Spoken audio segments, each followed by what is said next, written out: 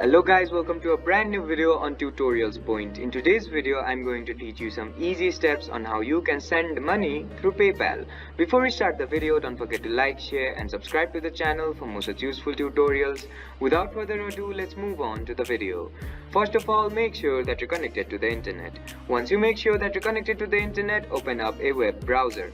Now, once the web browser is open up on your screen, type in www.paypal.com and hit enter. After the home page of PayPal opens up on your screen, make sure that you're logged in. Once you make sure that you're logged in, on the top of your screen you'll see a navigation bar. Now on this bar, click on the send option. Once you click on the send option, you'll be guided to another page. Now on this page you'll have to fill in credentials. Now you'll have to fill in the name, username, email or mobile phone number of the person or the PayPal account which you want to send money to. Make sure that you fill in the detail very correctly and then click on this next button. Once you click on the next button and if you have filled in the credential correctly, you'll be guided to another page which will help you to send the money to the PayPal account. I hope this video helped you to send money through PayPal. Don't forget to like, share and subscribe to the channel for more such useful tutorials.